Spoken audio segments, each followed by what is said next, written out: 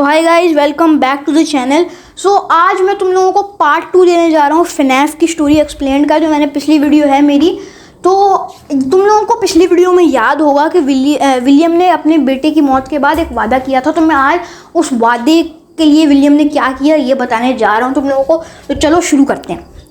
तो अभी कहानी शुरू होती है वहीं से जहाँ पे आखिरी बार ख़त्म किया था। माइकल ने क्राइम चाइल्ड या फिर इवैन को फ्रेडवेयर के मुंह में रखा, जो कि क्लोज हो गया, और वहीं पे क्राइम चाइल्ड मर गया। और इस इवेंट को हम लोग द बाइट ऑफ 83 कहते हैं। तो अब ये बात ये होती है कि विलियम जो था बहुत ही डेविस्टेटेड हो जाता है अपनी बेटे की मौत के बाद। और यहाँ पे कुछ नए सिक्योरिटी मेजर्स चलाए जाते हैं फ्रेडवेयर पे। बेसिकली हर बच्चे को एक सिक्योरिटी बैंड पहना दिया जाता है अलग अलग कलर्स का, ताकि कोई भी अकेले अच्छा ना रह पाए। जैसे माइकल उसको अपने भाई को फ्रेडवेयर फैमिली डिनर में अकेले छोड़ के भाग जाता था इवेंट को, और उसके बाद वो इवेंट रोता रहता था क्योंकि उसको डर लगता था एनिमेट्रॉनिक से। मैंने तुम लोगों को पिछली वीडियो में बताया था।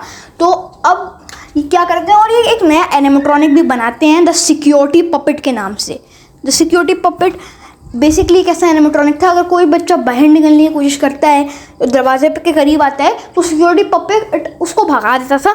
अब सिक्योरिटी पपेट जो था वो ऊपर की रॉड से अटैच था, जिसकी वजह से वो पूरे पिज़्ज़ेरिया में आराम से घूम सकता था। तो अभी माइकल कहानी वापस आती है। माइकल भी बहुत बड़ी डिप्रेशन में चला जाता है क्योंकि उसके साथ उसने इतनी बड़ी गलती की है।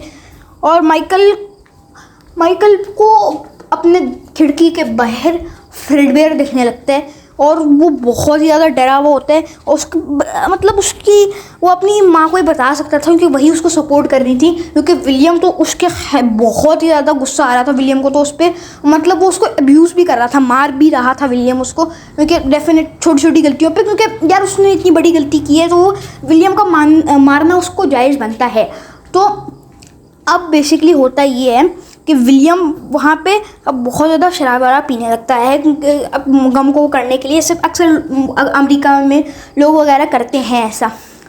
तो अब वो एक दिन वो अपने एक बार में गए जिसका नाम था जूनियर्स। अब जूनियर्स में उसने एक दिन बहुत ज़्यादा पिया, और लेकिन उसको उन लोगों ने बाहर निकाल लिया कि भाई थोड़ा सा अपने हल्का करो, अपने पे रहम खाओ। लेकिन विलियम को उस वक्त भी गुस्सा आ रहा था और वो अपने घर की तरफ निकला। लेकिन घर की तरफ जब निकल रहा था तो वो फ्रेडवेयर फैमिली डिनर से होता हुआ गया उसको काम करने के लिए। अब ये बात बता दूं कि ये कुछ दिन या फिर मतलब महीने की बात की ही बात है। बाइट ऑफ 83 के महीने 1 या 2 महीने बाद की कहानी है। तो विलियम जा रहा था, तो विलियम के दिमाग में सिर्फ एक ही चीज़ बार बार चल रही थी, हेनरी का नाम। और उसकी हेनरी जो मैंने पिछले एपिसोड में बताया था, वो एडमायर करता था हेनरी को, इंस्पायर था उससे, लेकिन वो ही एडमायरेशन उसके लिए पूरे हेट में बदल जाती है। वो हेनरी से नफरत करने लगता है। अब बेसिकली होता ये है कि वो हेनरी से ये सोचने लगता है कि हेनरी वो था, अच्छा खासी फॉल फेस्ट में काम चल रहा था, लेकिन हेनरी ने ही सबसे पॉपुलर चीकस पार्टी वर्ल्ड का नॉकऑफ बनाया, जिसकी वजह से फॉल फेस्ट का जो चीज़ थी वो भी नीचे गई।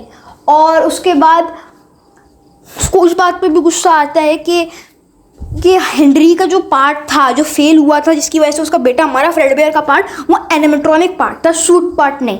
और जिसे हम सबको पता है कि एनिमेट्रॉनिक ही फ्रेडवेयर का ही पार्ट है। अच्छा, मैं एक बात तुम लोगों को पिछली वीडियोस में बताना भूल गया था कि जो फ्रेडवेयर था ना, उसको हेनरी खुद प्ले करता था, और ये अपना जो क्या नाम है स्प्रिंग बॉनी था, उसको विलियम एफ्टन खुद ही प्ले करता था। तो ये बात याद रखना, ये अभी कहानी में आएगी।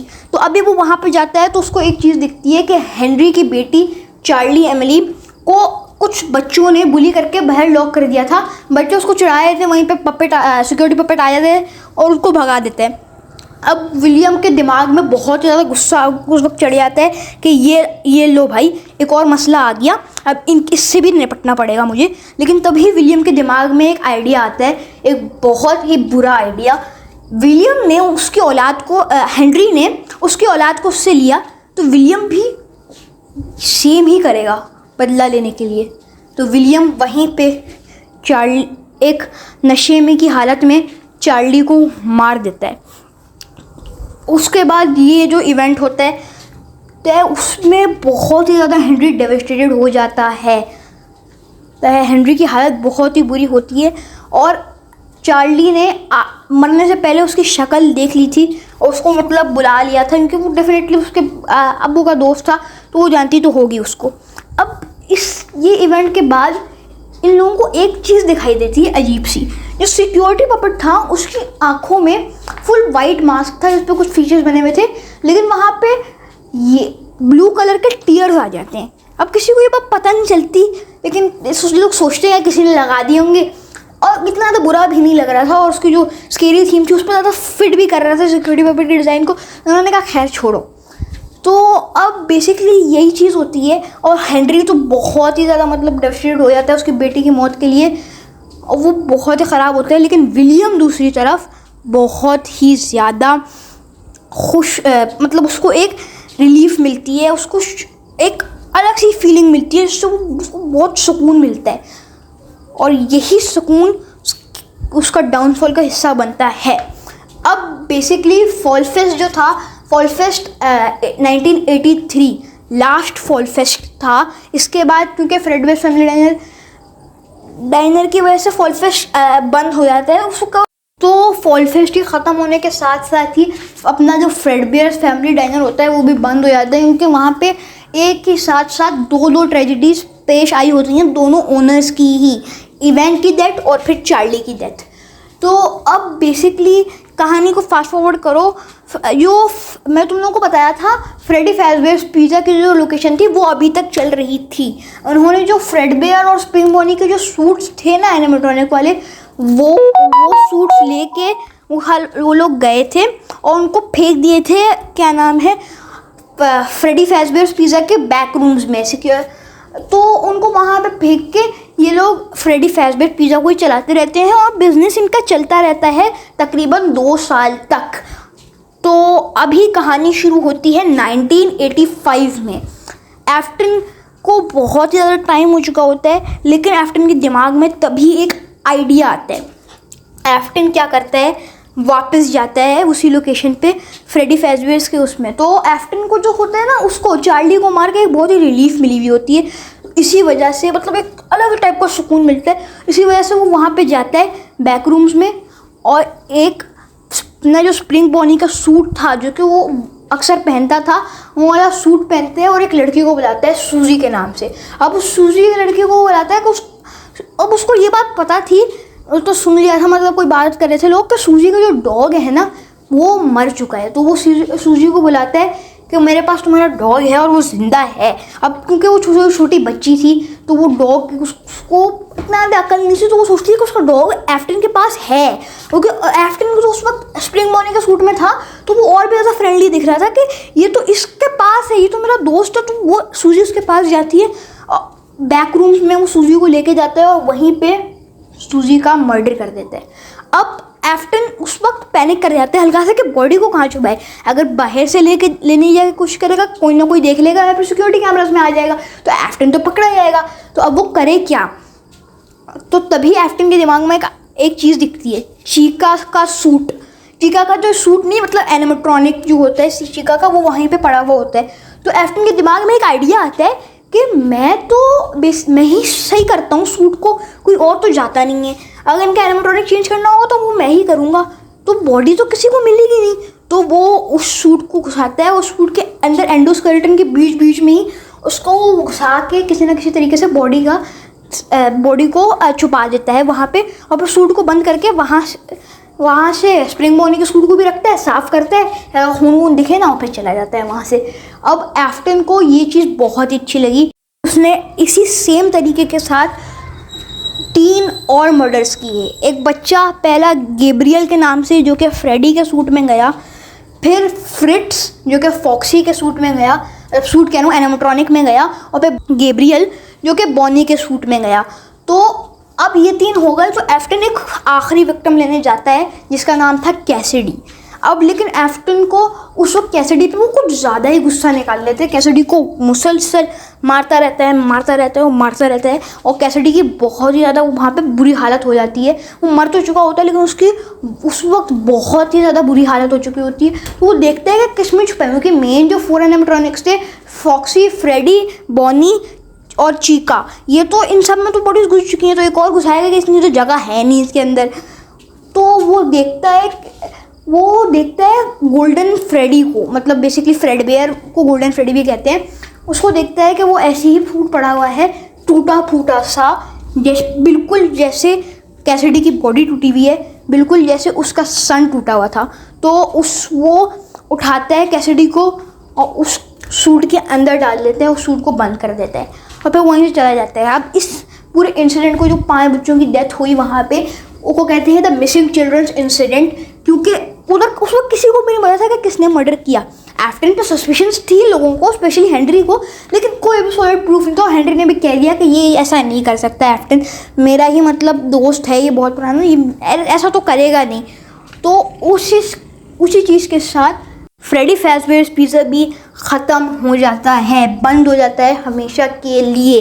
जो 2 साल का गैप था 1983 और 1984 का, जो मैंने गैप बताया 1983 के बाद 1985 का, तो इसमें एफ्टन जो 1983 के बाद अपने बेटे की डेथ के बाद और चार्ली की डेथ के बाद एक अपनी खुद की रोबोटिक्स की कंपनी खोलता है ऐसे एक्सपेरिमेंट के लिए, जो कि थोड़े से ज़्यादा एक्सपेरिमेंटल थे और एक्सपेंसिव थे पिज़्ज़रिया के बजट के लिए। तो वो अपनी एक अलग कंपनी खोलते हैं कि एफ्टन के पास पैसा तो था डेफिनेटली, और उसी कंपनी के साथ साथ ये अपने घर के नीचे बंकर बनाता है जिसमें वो सिक्योरिटी कैमराज रखता है। सिक्योरिटी कैमराज का तो था, लेकिन वो पूरा का पूरा एक बंकर बना देता है ताकि वो उस चीज़ को रखे और एक्सपेरिमेंट्स करना लगता है। और उसी एक्सपेरिमेंट्स में एफ्टन को एक चीज़ भी मिलती है, साउंड। एफ्टन इस चीज़ से बहुत ही इम्प्रेस होता है कि जो हमारी ह्यूमन आइज से जो चीज़ें देखते हैं उस साउंड से कितनी अफेक्ट हो सकती हैं, और इसी चीज़ का फ़ायदा उठा के वो अपने बेटे माइकल को टॉर्चर करने लगता है। बेसिकली वो क्या करता था, एक ब्लैंक शीट ऑफ पेपर लेता था और उसमें एक साउंड इल्यूजन डिस्क लगाता था जो कि ऐसी फ्रीक्वेंसी प्ले करती थी, इनसे वो नॉर्मल ब्लैंक मतलब स्टैचूज टाइप एक फुल नाइटमेयर एनिमेट्रॉनिक्स की तरह लगने रखते थे। और इसी से नाइटमेयर एनिमेट्रॉनिक्स बनते हैं। FNAF 4 की कहानी शुरू होती है और FNAF 4 के बेसिकली पूरे गेम में हम माइकल से खेलते हैं और वो इन हर रात कैसे इन एनिमेट्रॉनिक्स से डर जाता था और इनकी एनिमेट्रॉनिक्स उसके पीछे आते थे, ये चीज़ें देखते हैं। तो माइकल तो डर जाता है, बहुत ही ज़्यादा रहता है, और एफ्टन अपने काम में बहुत बिजी हो जाता है और उसकी जो बीवी होती है वो भी उसको ऐसे यहीं पे डिवोर्स भी दे देती है। अब एफ्टन जो था वो एक अपने प्रोजेक्ट पे काम करने लगता है द फन टाइम एनिमेट्रॉनिक्स के नाम से।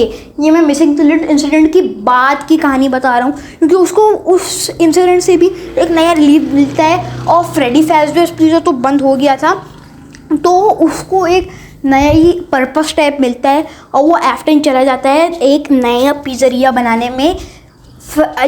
और वो पिज़्ज़रिया बेसिकली वो यूज़ करेगा कि उससे वो बच्चों को मार सके, और इसी पिज़्ज़रिया के हिसाब से उसको एक एंडोस्केलेटन मिलता है पुराना सा। तो उस एंडोस्केलेटन में वो एक बेसिकली AI प्रोग्राम करता है उसको कि वो हर चीज़ का कॉपी करे, मिमिक करे हर चीज़ को जो उसको दिखाई जाए। लेकिन वो और भी ज़्यादा वायलेंट हो जाता है क्योंकि एफ्टन की चीज़ों को देख के, जैसे एफ्टन वायलेंट था उस वक्त, तो एफ्टन को ही अटैक करने लगता है। तो एफ्टन क्या करता है, जो उसका अंडरग्राउंड बंकर था ना, उसी के अंदर, उसी के नीचे या फिर करीब में ही उसको भी बंद कर देता है द मिमिक को। लेकिन उसके पास एक AI अभी तक बची थी द मिमिक AI के नाम से। तो अभी ये जो मिमिक्स एंडोस्केलेटन है, ये तुम्हारी अभी जो स्टोरी है, ये वाली वीडियो में फिर अगले पार्ट में काम नहीं आएगा, लेकिन उसके बाद ये वाली जो मिमिक AI है ये बहुत काम आने वाली है, इसको याद रखना। तो अभी वो मिमिक AI को भी निकाल लेता है, लेकिन तभी एक चीज़ होती है, 1987 कहानी पहुंच चुकी है। इसका जो एफ्टन के जो पूरे इतने लंबे लंबे करतूतें चल रही थी वो मिमिक को बनाने की और AI को प्रोग्राम करने की, इसमें 2 साल पूरे गुजर चुके होते हैं और 1987 आ चुका है। और 1987 में ही एफ्टन को एक चीज़ पता चलती है जो कि उसके गुस्से को दोबारा से जगा देती है, वही गुस्सा जो उसको 1983 में आया था चार्ली की डेथ से पहले। और वो चीज़ क्या थी, वो था नया फ्रेडी फैज़बेयर्स पिज़्ज़ेरिया की ओपनिंग। एफ्टन को शदीद गुस्सा आता है इस बात पे कि फ्रेडीज वापस आ गया, उसके बगैर, जिस बंदे ने फ्रेडीज को बनाया उसके बगैर ये लोग एक नया पिज़्ज़ेरिया खोल रहे हैं फ्रेडी फैज़बेयर्स पिज़्ज़ा के नाम से। और एफ्टन को बहुत गुस्सा आता है और वो वहाँ जाना शुरू हो जाता है। वहाँ पे वो बेसिकली नॉर्मली तो नहीं जा सकता क्योंकि उनके पास प्रोटोकॉल थी कि एफ्टन को अलाउ नहीं करें। एफ्टन समझ गया था कि ये हेनरी की ही करतूतें हैं, लेकिन एफ्टन क्या करता है, एक फेक नाम देता है और अप्लाई करता है सिक्योरिटी गार्ड के लिए तो अब वो एफ्टन क्या करता है, बेसिकली जाता है तो वो देखता है कि जो एनिमेट्रॉनिक्स हैं नए वाले, द टॉय एनिमेट्रॉनिक्स, जो कि बहुत ही ज़्यादा मतलब फ्रेंडली बना दिए गए हैं, वो एनिमेट्रॉनिक्स अजीब से बिहेव कर रहे हैं, एक फुल नॉर्मल तरीके से नहीं कर रहे, थोड़ा सा वियर्डली ही कर रहे हैं वो। तो एफ्टन क्या करता है, उनको देखता है कि उनसे कोई काम कर पाए ये। एफ्टन बेसिकली उन एनिमेट्रॉनिक्स के अंदर, उनको एनिमेट्रॉनिक्स थोड़ा सा झुकता है जब वो बंद हुए होते हैं, लेकिन वो ऐसी जगह नहीं ढूंढ पाता कि उनके अंदर वो बॉडीज़ रख पाए। तो लेकिन वहीं पे उस बैक रूम्स में, पार्ट्स एंड सर्विस रूम्स में उसको एक और चीज़ दिखती है, पुराने एनिमेट्रॉनिक्स जो कि अब टाइम के साथ टूट फूट चुके हैं वो पड़े हुए होते हैं, ओरिजिनल फ्रेडी फैज़बेयर्स पिज़्ज़ा के। और एफ्टन को दिमाग में आता है कि इनमें जगह तो है थोड़ी सी, बॉडीज़ तो अच्छा खासी डिकम्पोज हो गई होंगी, एक और बॉडीज़ को तो घुसा सकता हूँ मैं। और वहीं पे उसको एक और चीज़ भी दिखती है, उसका पुराना स्प्रिंग बॉनी का सूट। अब वो स्प्रिंग बॉनी को सूट के अपने नाइट सिक्योरिटी गार्ड के बैच से खोलता है और पहन लेता है, और उसी सिक्योरिटी गार्ड के सूट के साथ ये और मर्डर्स करता है, टोटल 5 और मर्डर्स, और उनको घुसाता है वापस बॉडीज़ में। ये बात याद रखना कि एफ्टन ने गोल्डन फ्रेडी में एक और बॉडी नहीं घुसाई, ये बात तुम ध्यान से याद रखना। तो अब एफ्टन क्या करता है, तो वो कर लेता है, और वो वाला पिज़्ज़ेरिया जो होता है पूरा बंद नहीं होने लगता, हल्का सा चल रहा होता है। वहाँ पे ही उसका नाइट गार्ड जेरेमी, वो जो होता है क्या कहते हैं, टॉय एनिमेट्रॉनिक्स, याद रखना कि वो मेल फंक्शन करने लगते हैं एफ्टन की वजह से, उनके अंदर हल्के जो सोल्स का हल्का सा चीज़ें भी चली जाती हैं, और वो थोड़ा सा ना मेल फंक्शन करने लगते हैं, ये सोचने लगते हैं कि हर सिक्योरिटी गार्ड को बुरा समझने लगते हैं एफ्टन की वजह से। तो अब वो देखते हैं बेसिकली कि एफ्टन, हर सिक्योरिटी गार्ड को वो एफ्टन ही समझते हैं, उस पर अटैक कर जाते हैं। और वहीं पे एक कैरेक्टर प्ले में आता है जेरेमी फिट्जजेरल्ड। जेरेमी जो होता है बेसिकली एक नाइट गार्ड होता है फ्रेडी फैज़बेयर्स पिज़्ज़ा का, लेकिन वो नाइट गार्ड के साथ अच्छा नहीं होता, वो अच्छा खासी शिफ्ट अपनी सर्वाइव कर रहा होता है, लेकिन एंड में जाके एक एनिमेट्रॉनिक मैंगल के नाम से, जिसको बच्चों ने तोड़ फोड़ दिया था, वो फॉक्सी की रिप्लेसमेंट थी, लेकिन उसको बच्चों ने बहुत तोड़ दिया था, वो मैंगल को तोड़ फोड़ के अजीब सा बना दिया था। तो वो मैंगल एनिमेट्रॉनिक अजीब सा बिहेव करती थी जानवरों की तरह, तो उसी ने जेरेमी पे अटैक किया उसको एफ्टन समझ के, और उसके जो पूरा सर था उसके अंदर वो उसने बाइट कर लिया बेसिकली, और इसी इवेंट को हम लोग कहते हैं द बाइट ऑफ 87। तो अभी कहानी एफ्टन को भी पता चलता है इस बात को, और एफ्टन भी समझ जाता है कि ये बाइट उसके लिए ही थी, ये एनिमेट्रॉनिक उसको ही समझ रहे हैं। और हेनरी जो होता है दूसरी तरफ फ्रेडी फैज़बेयर्स पिज़्ज़ा को बंद कर देता है, क्योंकि और 5 मर्डर्स भी आ चुके हैं, और उसका नाइट गार्ड जो है एक, वो भी जा चुका है। मतलब वो जेरेमी जो होता है मरता नहीं है, क्योंकि उसको जो फ्रंटल लोब में अटैक होता है, लेकिन उसको ब्रेन डैमेज लगता है, वो नॉर्मल नहीं रहता उसके, क्योंकि आधा जो दिमाग था उसको तो वो जा चुका था उस अटैक की वजह से, लेकिन वो ज़िंदा रहता है तब भी, ये बात याद रखना। लेकिन इसको फ़िलहाल के लिए मैटर नहीं करता, क्योंकि जेरेमी की कहानी यहीं पे एंड हो जाती है। और हाँ, FNAF 2 की भी, FNAF 2 में हम जेरेमी से खेलते हैं उसके पर्सपेक्टिव से, और एंड में हमारे साथ यही होता है, मैंगल हमें पकड़ के मार देती है। तो अब एफ्टन बेसिकली ये करता है कि अपना जो पुराना प्रोजेक्ट था ना उसका एनिमेट्रॉनिक्स बनाने का, जो कि बच्चों को मारे, वो एनिमेट्रॉनिक्स बनाना शुरू करता है। उसको ये बात पता चल गई थी कि एनिमेट्रॉनिक्स जो हैं वो खुद से मूव कर रहे हैं नाइट में, उनके जो पोजेस कर लिया है स्पिरिट्स ने, जिनको एफ्टन ने मारा था। और एफ्टन डिस्कवर करता है कि रेमनेंट नाम की चीज़ को, बेसिकली रेमनेंट एक ऐसा एलिमेंट था जिसकी वजह से पोजेशन हो सकती है FNAF के मतलब दुनिया में रेमनेंट ही ऐसा चीज़ है जिससे पोजेशन हो सकती है। तो एफ्टन को ये जो डिस्कवरी होती है ये बहुत ही ज़्यादा मेन डिस्कवरी है। और अब एफ्टन बेसिकली क्या करता है, इन एनिमेट्रॉनिक्स को बना तो लेता है, एनिमेट्रॉनिक्स के अंदर फीचर्स भी डाल देता है जितने भी होते हैं। अब वो जाता है दोबारा से वो फ्रेडी फैज़बेयर्स पिज़्ज़ा में, लोकेशन सही सलामत होती है।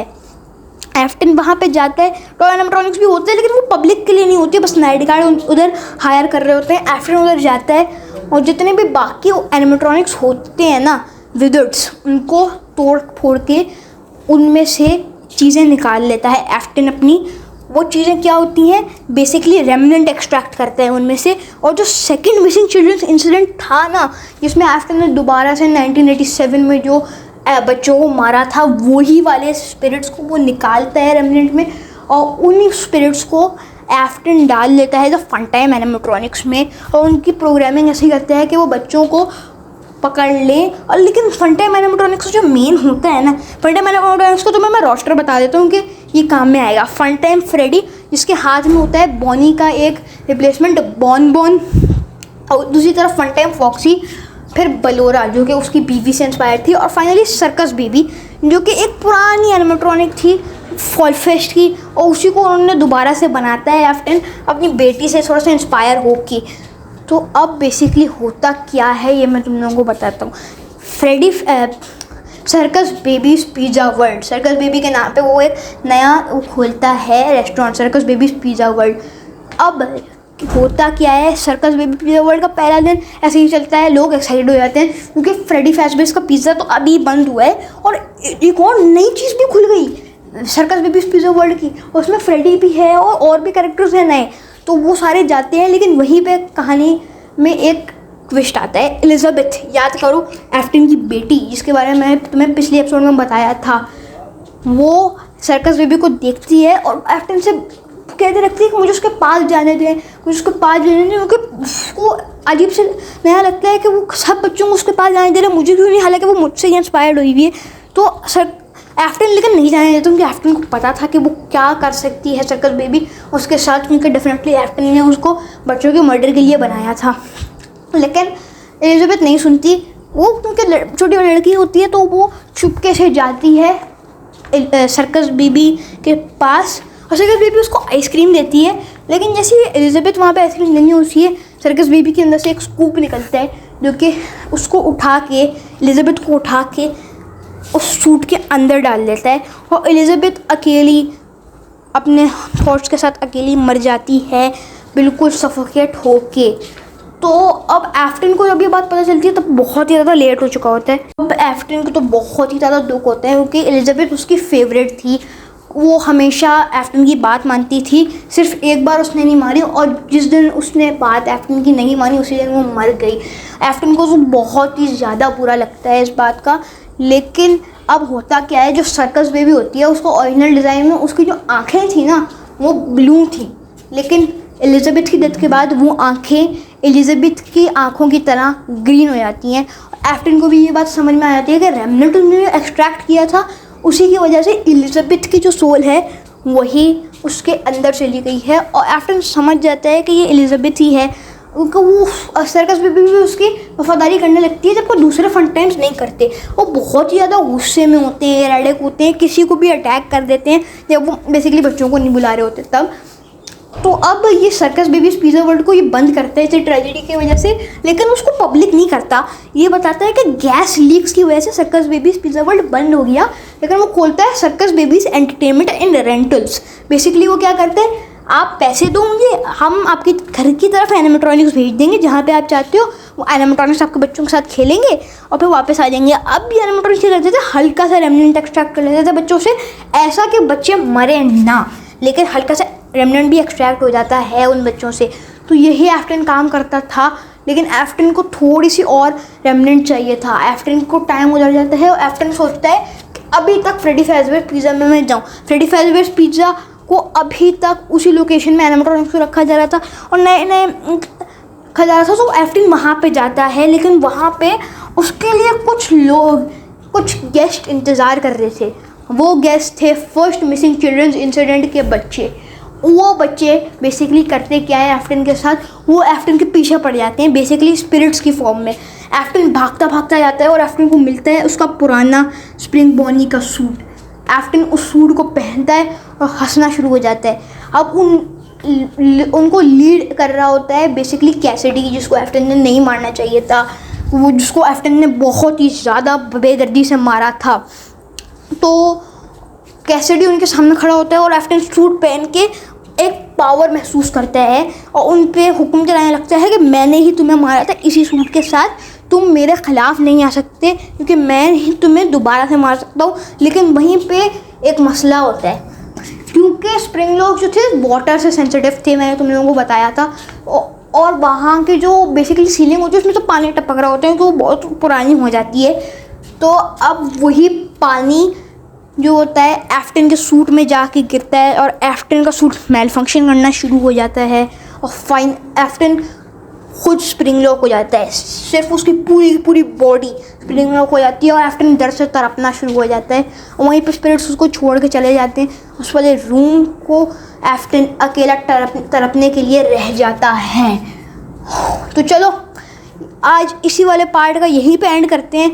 अब अगली एपिसोड में मैं तुम्हें बताऊंगा कि इसके बाद हुआ क्या, फिर circus baby entertainment and rentals के साथ क्या हुआ और उसके बाद इस पिज़्ज़रिए कैसे बंद करेंगे और स्पिरिट्स आगे क्या करते हैं एफ्टन के साथ और एफ्टन का भी आगे क्या होता है। उनके याद रखना एफ्टन मरा नहीं है, एफ्टन का जो रेमनेंट था वो एफ्टन पे चिपक गया था बेसिकली, मतलब आप किसी चीज़ के साथ काम करोगे तो वो हल्का सा आप पे लग जाएगी रेमनेंट, इसी वजह से एफ्टन नहीं मरा, वो उसी सूट में तड़पने के लिए रह गया लेकिन वो मरा नहीं, वो जिंदा था उस वक्त तक।